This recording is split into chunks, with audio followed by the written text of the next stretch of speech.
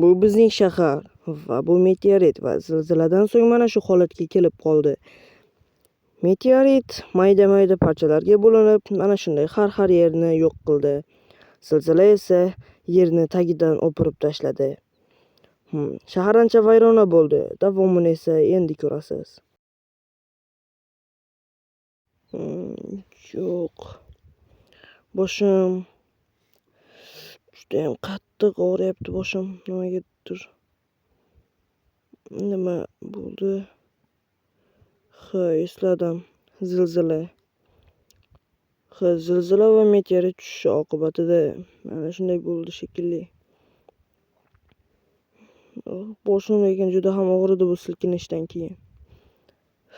Juda ham qattiq bo'ldi meteorit va zilzila. Qayerda yashayman endi? Uyim ham bir ahvol bo'lib ketgandir. Yo'q, hech nima qilmabdi. Faqatgina balkonga zarar yetibdi xolos. Boshqa uyimni hech qayerga zarar yetmagan.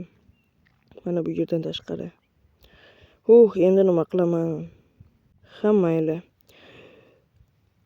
Balkim tiriklar bordir. O'ylashimcha shaharda tirik qolishi ehtimoli juda ham past. Chunki tosh bosib qolganlar bo'lishi mumkin. Masalan, mana bu yerlar o'yilib ketibdi. Mana bu yerlarga tosh tushgan, lekin meni ustimga tushmabdi. Bu ham bir omaddir balkim bilmadim endi. Lekin bu juda ham yomon bo'ldi. Aynan bizning shaharga meteorit. Zilzila bo'lganda ham mayli edi. Meteorit tushdi-ya. Yana mayda-mayda bo'laklarga bo'linib, hamma yerga tushdi sochilib. Endi tiriklarni izlab ko'rish kerak. Aytgancha, men uchrashuvga chiqqan qizchi. Uni uyiga tezda borib ko'rishim kerak. Manzilini bilaman, lekin juda ham uzoqda bu yerdan. Mana bu yerlar ham portlab ketibdi. Juda ham yomon portlabdi. Va hattoki mana bu yer ham. Mayli. O'sha bilan uchrashuvga chiqqan qizning uyiga borishim kerak. Balkim u tirikdir, to'g'rimi? Uyini bilaman, lekin ancha uzoqda. Mayli, qachon bo'lsa ham borarman. Yomg'ir ham yog'ayapti. Ustim ham o'sha ho'l bo'lib ketdi. Mayli, bir gap bo'lar. Tezroq borishim kerak, iloji boricha. Va nihoyat yaqinlashib qoldim uyga. Va men yomg'ir ham to'xtab qoldi o'sha. Yo'lda anchagina narsalarni ko'rdim. Mana bu yer ham portlabdi.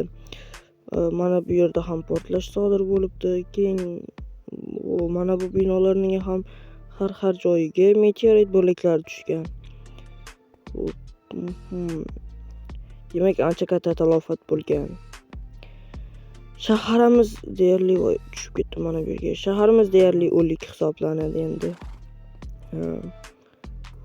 Mana bu yerlarga ham tushgan. Mana o'sha qizning uyiga keldim va nima?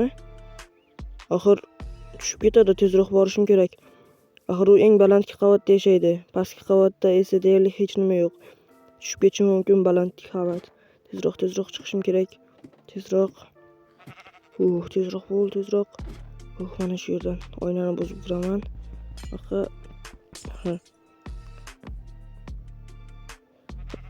Voy, kimsiz?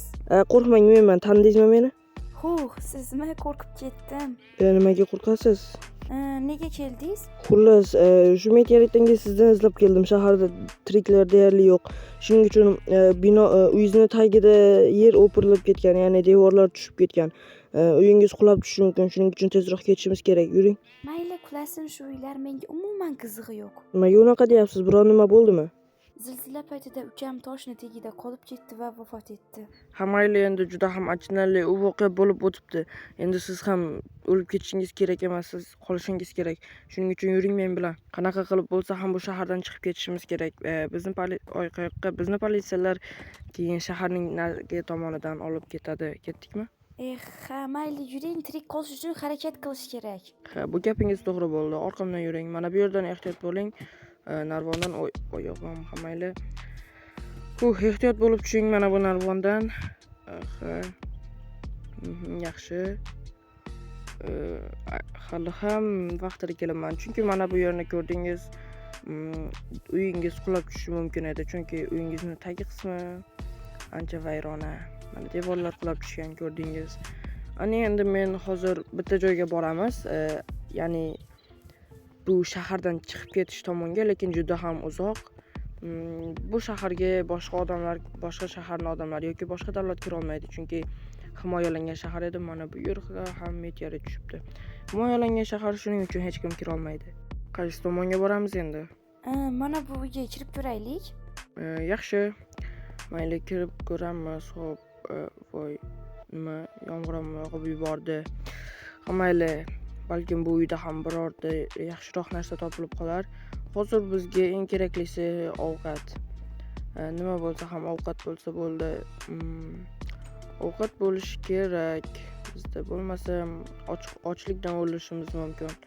Shuning uchun to'g'ri, bu shaharda ovqatlar ko'p, lekin ancha vayrona bo'lgandan keyin ovqatlar ham yo'q bo'lib ketgan bo'lishi mumkin. Mayli, ovqat do'konlariga borib ko'rishimiz kerak. Baribir egalari yo'q bo'lishi mumkin. Nima bo'lganda ham ovqat topish kerak. Qo'y, bu yerda odam bor ekan. Nima? Qanaqa odam? Hozir boryapman. Nahotki tirik odam bor bo'lsa bu yerda. Salom, qalaysan? Yaxshi. Sen kimsan? Men ham mana shu zilziladan tirik qolgan odamman. Senga ishonsam bo'ladimi? Bemalol, nimaga? Xullas, tirik qolganlarni men izlab yuribman. Hammamiz yig'ilib shahardan chiqib ketishimiz kerak. Fikring juda ham yaxshi. Unday bo'lsa ketdik. Vaqtni cho'zmaylik. To'g'ri. Bizga hozir birinchi o'rinda ovqat kerak, chunki hammamizning qornimiz tez orada ochishi mumkin. Shu uchun men joylarni bilardim, ovqat sotiladigan joylarni. Agar yo'q bo'lib ketmagan bo'lsa, hozir borib ko'ramiz. Ammo hozir yomg'ir yog'yapti. Hozir ko'chaga chiqmaymiz, to'g'rimi? Bir amallab olovni ham yoqib oldik. Kech tushyapti. Bu yomon. Qornim juda ham ochdi. Meniki ham. Hozir ana bu ovqat olib o'zi ham keldi. Non topdingmi? Topdim. Ol senga. Mana bu esa sizga. Rahmat. Arzimaydi. Menda ikkita ekan, men sen bittasini ola qol. Mayli. Aytgancha, sen bilan tanishmadik. Isming nima? Mening ismim Frenki. Senikichi? Meni Reddy deb chaqirishing mumkin. Juda ham yaxshi. Frenki, shundaymi? Shunday. Frenki. Xullas, senga endi men ishondim. O'ylashimcha mendan ham ko'ra shaharni yaxshiroq bilasan, to'g'rimi? Nimaga? Endi menga ko'p yordam berasan. Uyg'onib qolibmanmi?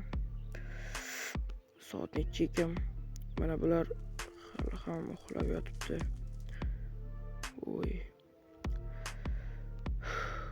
Nimaga uyg'onib qoldim o'zi? Mayli. Ular uxlab yotibdi. Men esa uyqum kelmayapti. Tirik qolamizmi yo'qmi deb. Biz yashayotgan uylar hozir qulab tushishi mumkin. To'g'ri, bu shaharda hozir hech qanday xavfli narsa yo'q. Lekin ehtimoli bor. Ya'ni laboratoriyalar birlashib ketishi natijasida mahluqlar paydo bo'lishi mumkin. Shuning uchun mahluqlardan qo'rqyapman. Ancha yillar oldin ham xuddi shunday voqea bo'lgan. Zilzila paytida laboratoriyadagi damlamalar bir-biriga aralashib mahluq hosil bo'lgan. Shunday qilib yana paydo bo'lishidan qo'rqaman. Bu ish qilib bo'lmasa bo'lgani. Mayli. Eson-omon shu shahardan chiqib ketsak bo'ldi. Bu yo'q juda ham yaxshi bo'lib ketardi. Mayli. Bu yo'g'i esa peshonadan. Hoy, Reddy, nima qilyapsan bu yerda? Uxlamaysanmi? Frenki? Nima? Uxlamayotganmiding? Yo'q. Nima qilyapsan bu yerda? O'ylanib turibman, tirik qolamizmi yo'qmi deb. Nimadan qo'rqasan? Xavfli hech nima yo'q-ku. Shunday deysan, lekin laboratoriyalar aralashib ketishi mumkin, ya'ni damlamalar. Nima qiladi aralashsa? Esingda yo'qmi? Ancha yillar oldin laboratoriyalardagi damlamalar birlashib, zilzila oqibatida birlashib, mahluq paydo bo'lgandi. Uni yengish juda ham qiyin bo'lgandi. Albatta, askarlar ham bor edi, lekin hozir askarlar ham yo'q. Uni qanaqa qilib yengamiz? To'g'ri, hozir u mahluq yo'q, lekin balkim paydo bo'lib qolsa-chi? Men shundan qo'rqyapman.